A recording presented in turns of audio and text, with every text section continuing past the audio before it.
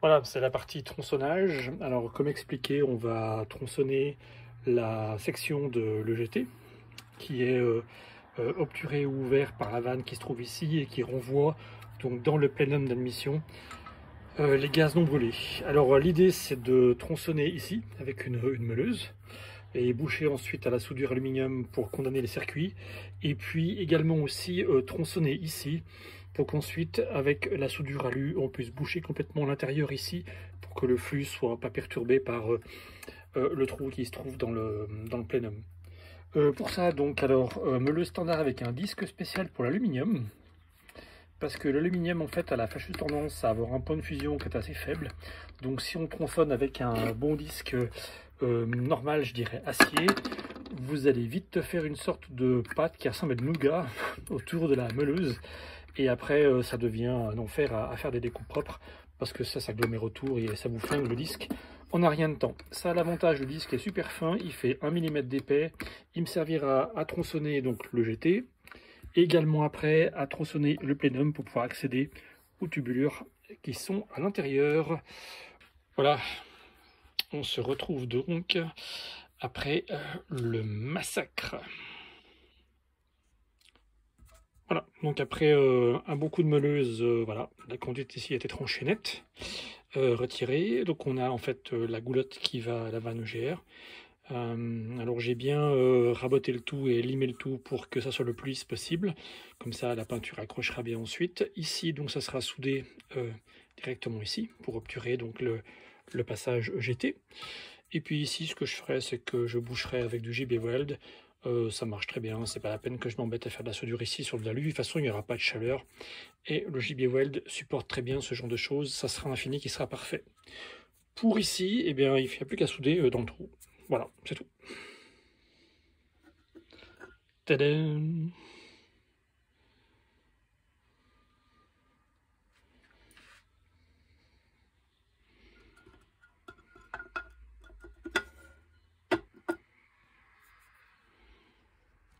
Alors maintenant que le plénum est ouvert, puisque j'ai enlevé la plaque qui vient le fermer pour faire la découpe. Donc la découpe a été faite. Ici, il y aura les emplacements pour les injecteurs d'eau. Voilà. Hop. Comme vous pouvez le voir, c'est assez brut à l'intérieur. Hein. C'est très rugueux. Alors, ce que j'ai fait, c'est que j'ai commencé un peu à poncer l'intérieur. Donc ça se passe plutôt bien. Le rendu est très bon. C'est bien lisse.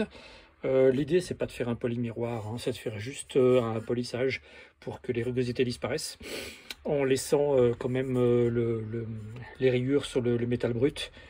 Si on fait un polymiroir, c'est plutôt contre-productif. Le polymiroir, c'est plutôt pour l'échappement. Alors, ce que j'ai fait, c'est que, par exemple, ici, en fait, il y avait... alors, on peut voir la lumière qui passe au travers.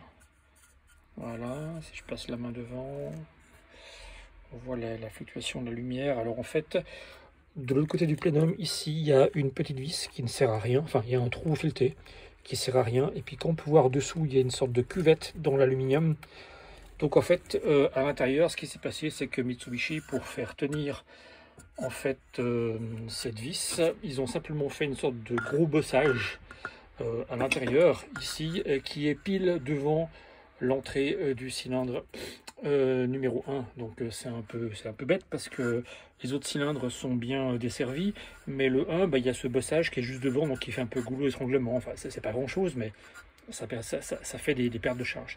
Alors ce que j'ai fait, c'est comme cette vis ne sert à rien, j'ai carrément raboté le bossage à l'intérieur, je l'ai directement fait disparaître.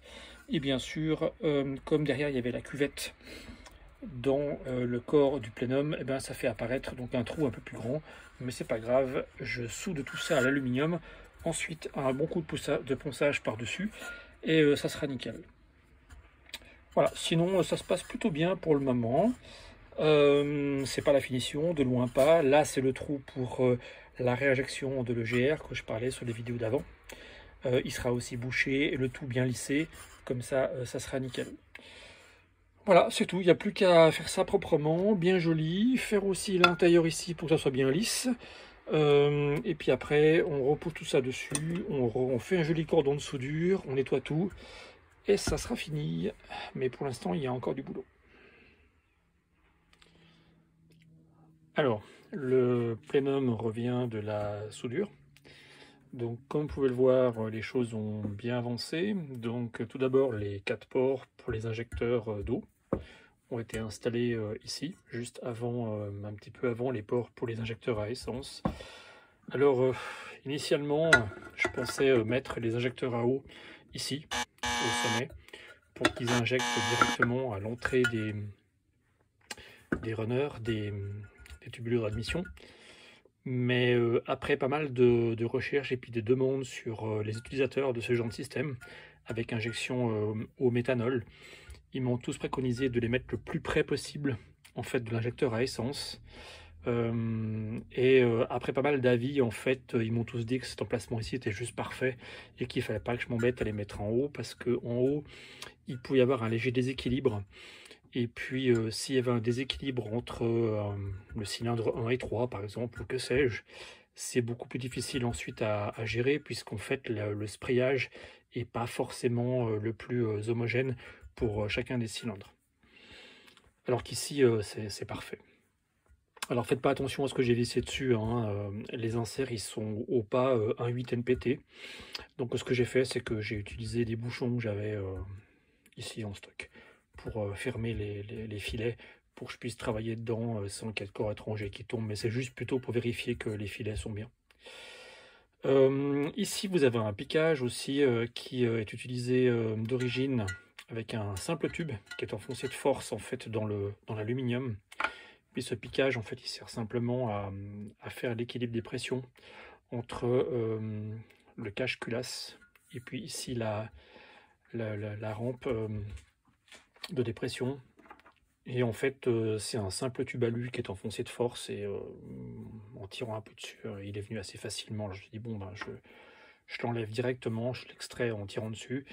J'ai fait un trou, j'ai passé un coup de tarot toujours à un 8 NPT, et puis comme ça je pourrais y visser ce genre de choses dessus, et ça permettra de mieux sécuriser la chose. Ça sera parfaitement étanche, il n'y aura pas de fuite possible. Je ferai aussi la même chose pour ici pendant que j'y suis. Au niveau des soudures, en fait voilà, on peut voir ici que la réinjection en fait, de la vanne EGR maintenant c'est fini, c'est bouché. Donc de ce côté là il y aura plus rien. Je vais poncer ça correctement pour que ce soit bien lisse. Comme ça on n'aura plus de perturbation au passage des gaz. Le trou qui était derrière ici également aussi a été comblé. Donc en fait maintenant j'ai plus rien à l'intérieur, pareil. Ça sera bien lissé, bien poncé pour que les flux soient bien équivalents sur les 4 tubulures, ça sera parfait. Et puis au niveau de la vanne EGR, qui était sur le côté ici, alors comme on peut le voir ici, l'injection EGR qui allait à la vanne, et c'est fini, c'est bouché aussi, comme ça c'est réglé. Et puis ici je vais finir par aussi la condamner, comme ça on ne verra plus rien du tout. Voilà.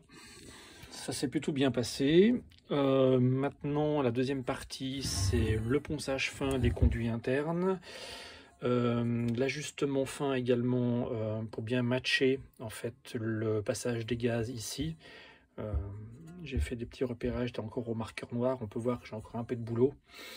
Je vais aussi bien poncer l'intérieur. Là, on peut voir les trous d'injection pour les injecteurs d'eau à l'intérieur. Ils sont encore avec des bavures, donc à la fin il n'y aura plus rien, ça sera parfait.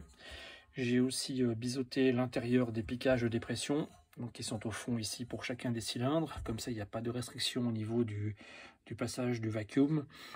Tout est au même diamètre. Voilà, et puis j'ai mesuré également la profondeur d'insertion des inserts, donc j'ai 20 mm de profondeur utile. Ça veut dire que quand mon injecteur à eau sera enfoncé de exactement 20 mm, il va affleurer exactement le bas du tube. Comme ça, il ne fera pas de frein au passage des gaz. Voilà. Et voilà, après quelques minutes de ponçage et de rabotage avec une fraise, l'injection EGR a disparu. Vous voyez qu'il y a un petit trou qui reste. En fait, l'épaisseur de soudure n'était pas suffisante à cet endroit-là, mais du coup, ça a percé. Donc il faut que je recharge un petit peu là en soudure. Il devait y avoir une couche qui devait faire, je pense à mon avis 2 mm, pas plus. Et du coup au ponçage pour lisser le tube, ça fait apparaître le trou. Alors heureusement c'est très localisé, c'est juste une petite surface, ça sera facile à boucher. Voilà, et puis en haut pareil, ici le trou qui était avant où il y avait le bossage de la vis, lui est complètement poncé, c'est nickel, c'est bien lisse, on voit plus rien. Voilà, la suite au prochain épisode.